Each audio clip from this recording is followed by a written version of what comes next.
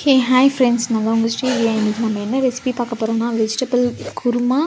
அது வந்து நம்ம தோசைக்கு, சப்பாத்திக்கு எல்லாத்துக்குமே வந்து அதை தொட்டு சாப்பிட்லாம். அப்புறம் கேரட் தோசையும் எப்படி செய்யலாம்னு சொல்லிட்டு பார்க்கலாம் ஒரே வீடியோவில்.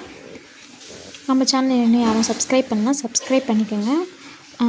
உங்களுக்கு இந்த வீடியோ பிடிச்சிருந்தால் லைக் போட்டுக்கோங்க. அப்போ தான் நம்மளோட வீடியோ வந்து நிறைய பேருக்கு ரீச் ஆகும். நான் ஒரு கடாயில் 5 டேபிள் ஸ்பூன் எண்ணெய் ஊற்றுறேன். எண்ணெய் ஊற்றிட்டு எண்ணெய் வந்து காயிட்டோம். எண்ணெய் காய்ஞ்ச உடனே நம்ம வந்து கடுகு வந்து ஆட் பண்ணிக்கலாம்.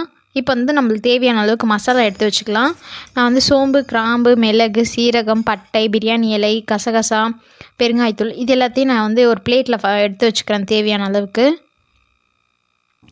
எண்ணெய் காய்ஞ்சிடுச்சு. இப்போ வந்து கடுகு ஆட் பண்ணிக்கலாம். கடுகு பொரியட்டும். கடுகு வந்து பாதி பொரியணும். ஃபுல்லாக பொரிஞ்சிட்டதுக்கப்புறம் இதை போடக்கூடாது. ஏன்னா ஒன்று வந்து காந்தா மாதிரி ஆகிடும், ஒரு ஃப்ளேவர் வந்து காந்தா மாதிரி ஆகிடும். ஸோ அதனால் கடுகு பாதி பொரிஞ்சிட்ருக்க சொல்லி இது எல்லாத்தையும் போட்டு ஒன்றா பொரித்து எடுத்துக்கலாம்.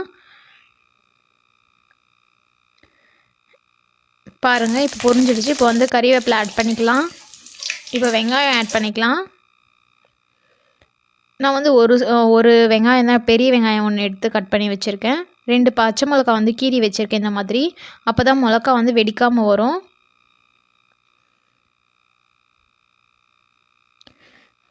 வெங்காயம் வந்து நல்லா வதங்கட்டும். வெங்காயம் வதங்கினோடனே நம்ம வந்து தக்காளி ஆட் பண்ணிக்கலாம்.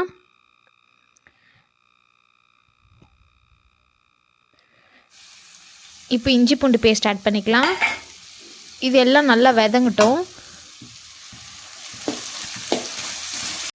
இஞ்சி பூண்டு பேஸ்ட்லாம் வந்து நல்லா வதங்கினோடனே வெங்காயம் தக்காளியோடு மிக்ஸ் ஆகி நம்ம வந்து இது இட்லிக்கு, தோசைக்கு, சப்பாத்திக்கு செய்கிறோன்னா நம்ம இந்த ஸ்டேஜில் வந்து இது கொஞ்சம் எடுத்து வச்சுக்கலாம்.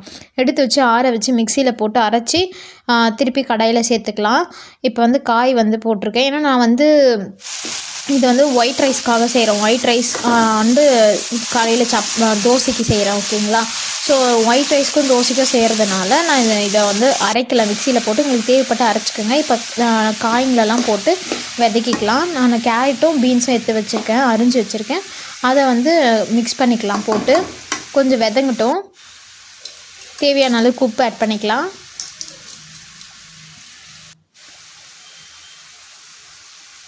மிளகாய்த்தூள் நான் வீட்டில் இருக்கிற மிளகாய்த்தூள் மட்டும்தான் ஆட் பண்ணியிருக்கேன். எதுவும் நான் எக்ஸ்ட்ரா தூள் எதுவும் போடல. மிளகாய்த்தூள், மஞ்சத்தூள்.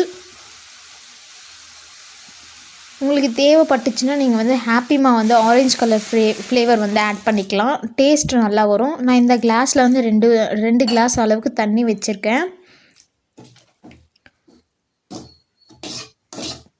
நல்லா ஒரு தடவை கலாரி கொடுத்துட்டு மூடிடுங்க, வேகட்டும்.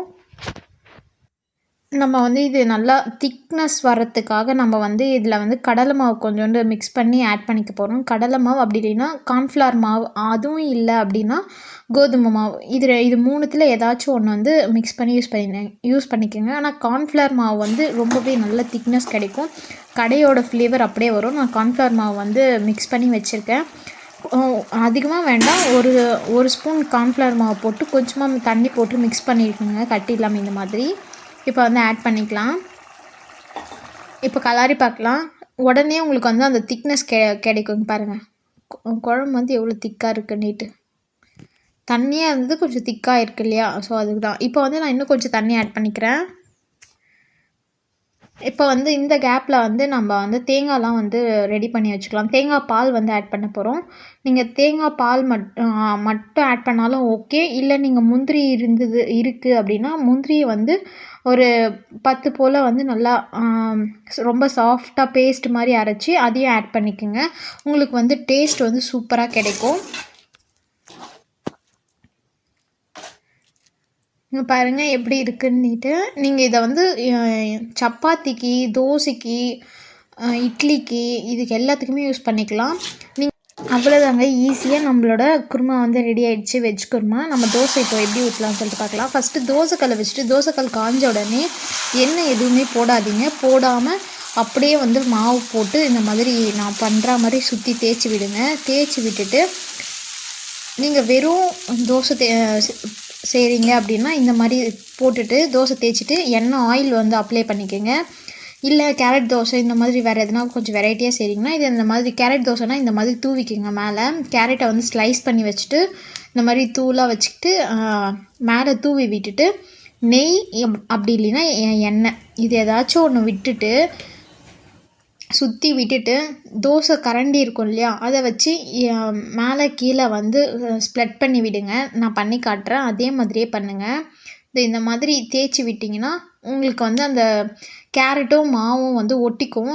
கேரட் தோசை வந்து சூப்பராகவே வரும். இப்போ மூடி போட்டு மூடி வைக்கலாம். இப்போ திருப்பி போடலாம். ஒரு சிலர் என்ன பண்ணுவீங்க, ஒரு பக்கம் மட்டும் வேக வச்சுட்டு அப்படியே மூடி இது பண்ணிடுவீங்க. 2 சைடுமே வேக வைங்க. டேஸ்ட் வந்து சூப்பராக வரும், முறுமுறுன்னு நம்மளுக்கு கிடைக்கும். தோசைக்கு வந்து நம்ம வச்ச குருமா வந்து சூப்பராகவே இருக்கும். இந்த மாதிரி ஒரு 2 டைம் வந்து இந்த மாதிரி பண்ணுங்கள். உங்களுக்கு சைடில் இருக்கிற எட்ஜஸ் எல்லாமே வந்து முறுமுறுன்னு நல்லா கிடைக்கும். பாருங்கள் எப்படி வந்திருக்குன்னு சொல்லிட்டு. ரொம்பவே சூப்பராக இருந்துச்சு டேஸ்ட்டு. நீங்களும் உங்கள் வீட்டில் ஒரு டைம் ட்ரை பண்ணி பாருங்கள். உங்களுக்கு என்னோடய ரெசிபீஸ்லாம் பிடிச்சிருந்துச்சுன்னா லைக் பண்ணிக்கோங்க, சப்ஸ்கிரைப் பண்ணிக்கோங்க. அண்டு உங்களுக்கு வேறு ஏதாச்சும் ரெசிபீஸ் வேணும் இல்லை வேறு ஏதாச்சும் டாபிக் பற்றி பேசணுன்னா அதை கமெண்ட்டில்